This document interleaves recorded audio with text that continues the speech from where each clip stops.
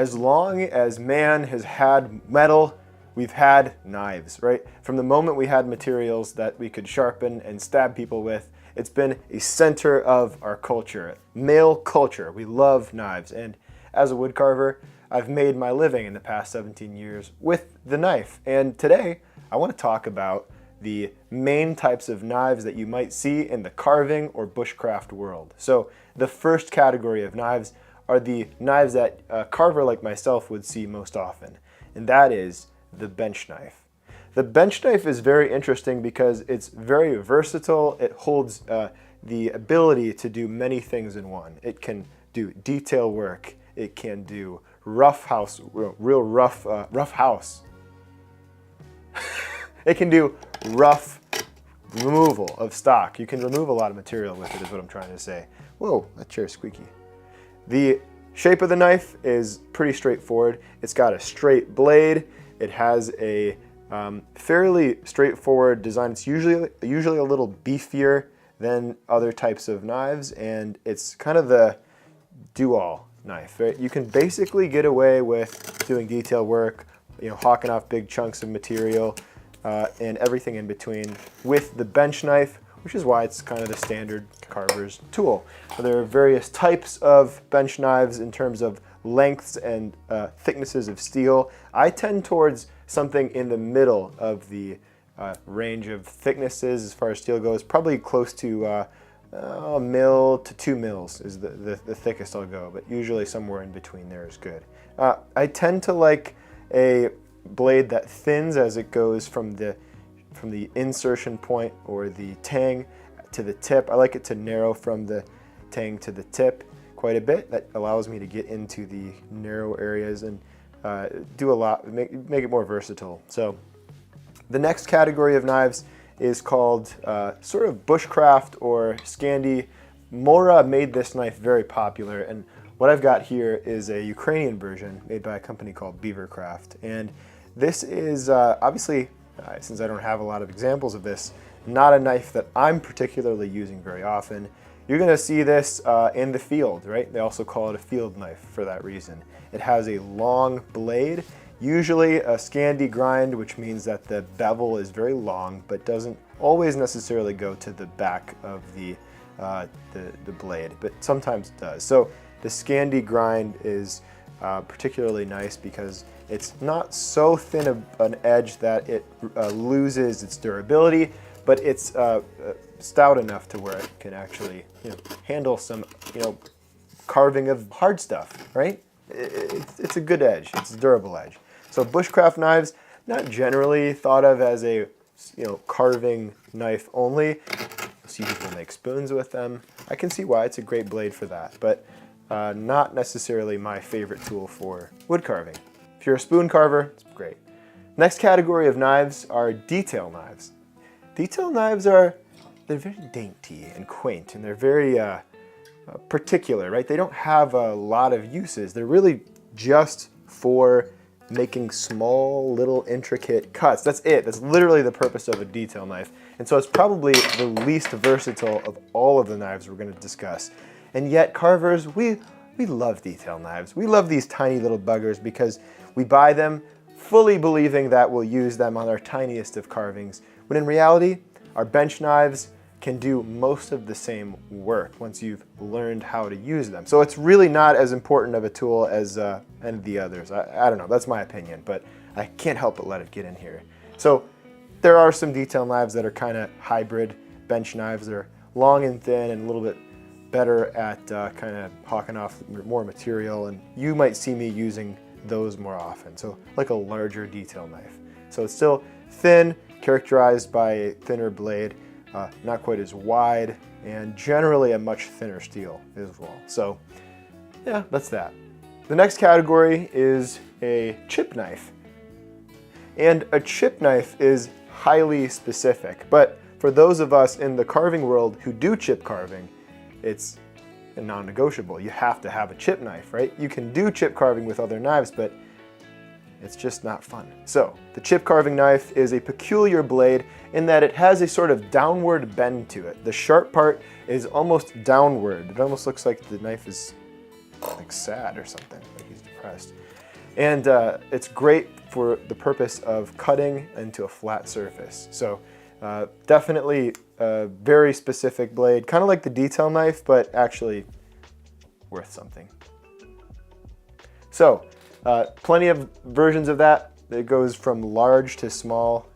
You can find chip carving blades in, as little as 1/2 inch widths, or even less, 1/4 inch widths, and then all the way up to, I don't know, probably 3/4 inch blades or larger. I have one right here, actually. It's probably close to that. So the next category is the hook knife. Not to be confused with the skewed hook knife. This is a knife that has a bend in it. It's typically used for spoon carving, and often just one side will be sharpened. In fact, I tend to prefer that because you can really use your thumb to push on the dull side to get extra leverage when you're moving the blade through, say, the bowl of a spoon or a bowl or something where you need to scoop out material. It's kind of an irreplaceable knife. It has a very obvious characteristic swoop to it. It's curved. It's awesome for hawking off large chunks of wood when you're hollowing out the bowl. Again, a bowl of a spoon or a cup or something along those lines. So a lot of times you see this paired with the field knife because it is so kind of part of the Scandinavian style of carving. And the next, probably not technically considered a knife, but I had to put it in here because a lot of people call it a skew knife, but really it's just a flat chisel that has a very slight angle to it. And that angle is actually more helpful than one might think. The angle allows you to kind of pare off material. The wood fibers sort of shear as you push the blade through. It's a very useful tool. In fact, I, for years, just kind of tossed this thing under the rug, not considering the value of it. And I would say now, the Skew is one of my most used knives, if not the most used knife in all of my knife collection. And so it's not to be slept on. And that's a young kid's way of saying it's not to be overlooked. So these are the main categories. There's also one that's sort of in between the hook knife and the Skew, and it's called the hook skew. And this is a sort of like a bench knife where the back side of the blade, the rounded part, is the sharp part, and the straight part is actually the dull part. So tricky when you're using these knives. We're switching back and forth between a bench and a hook knife, or a hook skew. You got to be very careful that you're not pushing on the sharp side of the blade. Anyway, the nice thing about these kind of skewed detail knives or carving knives is that you can use the same pushing motion that you'd use on a skew while also still having a lot of the benefit of a detail knife, or sorry, a bench knife. So it's able to hawk up big clumps of material, but it's also really good at kind of handling the push strokes, which most knives can't do because they don't have that broad tip. So those are the main categories. There's a lot of different types of hook skew, and each of them have their own profiles. Beavercraft just came out with theirs, probably the most available version, and I have to say I've been really happy with it. So I appreciate them making this because there aren't a ton of manufacturers currently making them. I have a bunch, and there's a lot of different shapes and profiles, but a lot of them are kind of no longer existing. OCC Tools, I believe they're owned by someone else now and have been manufacturing them as well. And mine is seen better days. It's covered in super glue, so I should probably polish that off. It's looking really gross. Anyway, yeah, so great knife as well. And each of them, their own uses, right? The larger shafted skewed hook knife, or a hook skew rather, is better for kind of reaching in tight, hard to reach areas, whereas the shorter, the stubbier one is great for getting extra kind of leverage and getting in areas where you need to be up close and personal with the material. So these are the types of knives that I'm going to use on a regular basis, aside from the detail knife, because really, I don't know, I'm not really interested in that. I have all of the necessary detail knife in my bench knife, right? That tip right there, that's my detail knife. And aside from the chip carving knife, I use most of these tools and the detail, of course, almost every day. So they're really nice tools to have. Knives are imperative if you're going to be carving wood, if you're going to be out of doors carving anything, whether that's spoon carving rather, or whittling, or old-fashioned wood carving.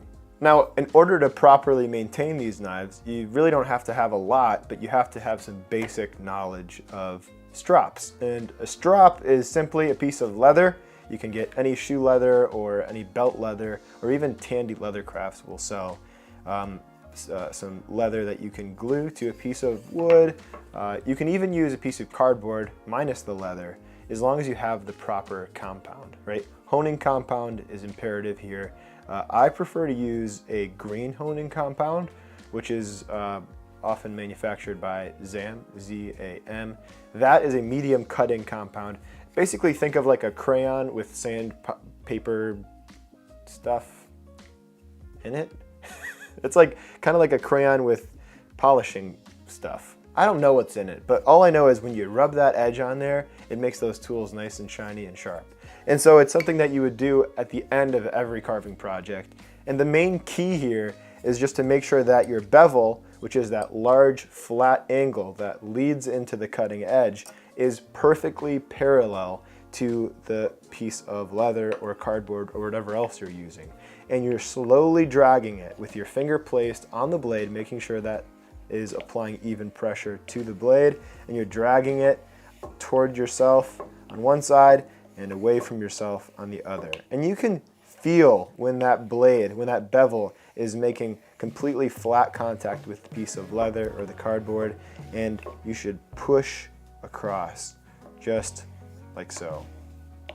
The other thing that you might need in case you end up damaging a dull or an edge is sandpaper. I like to use a 120 grit sandpaper. If I've really messed up my blade, I can resurface it using the same methods described with the strop.